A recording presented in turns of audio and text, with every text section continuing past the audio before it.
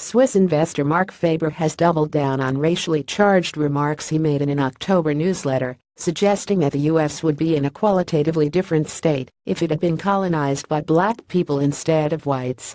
"I am not saying it would be better," Faber told MarketWatch in an interview on Tuesday. "I am just saying that progress would not have been the same." Asked why progress would be worse, Faber had this to say: "Europeans brought science to America. They brought technical skills. I am not sure the Africans would have done that." Faber's remarks to MarketWatch came after the prominent investor early Tuesday sparked a backlash from Wall Street and its participants related to similar statements that surfaced in his popular newsletter The Gloom, Boom Doom Report, dated October 3. In the newsletter, he wrote, "And thank God white people populated America, and not the blacks. Otherwise, the U.S. would look like Zimbabwe, which it might look like one day anyway, but at least America enjoyed 200 years in the economic and political sun under white majority." A frequent commentator on CNBC, Bloomberg and on this website, Faber said he expected to face repercussions from his remarks, saying that if stating some historical facts makes me a racist, then I suppose that I am a racist, reiterating statements he offered to other news outlets via email.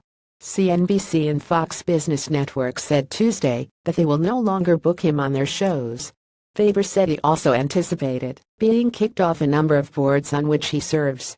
During the phone interview with MarketWatch, the controversial investor, known for a bearish stance on the market, with notable negative forecasts for the S&P 500 index SPX, 0.07% and the Dow Jones Industrial DJIA, 0.18%, said he had received an email on Tuesday from Sprott Incorporated, a Toronto-based investment management firm, asking him to step down.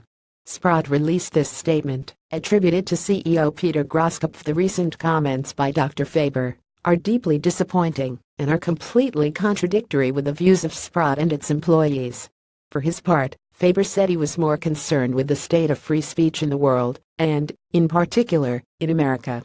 "If you have to live in a society where you cannot express your views, and your views are immediately condemned without further analysis of the context in which they're written, if you can't live with that, then it is a sad state of where freedom of the press and freedom of expression have come." Other market participants have expressed being stunned by Faber's comments. Ian Weiner, director of equity trading at Wedbush Securities, tweeted that Faber, himself, had boom gloom and doom coming. Sprott CEO says, "We'll ask board to demand Faber's resignation. That's boom, gloom, and doom coming." Ian Weiner at Ian Weiner, October 17, 2017. Faber told MarketWatch that Africans will always use the excuse of oppression to explain where they are economically, saying that it is all the fault of the colonists. "They would be much better," he continued, "under a system of Western colonialism.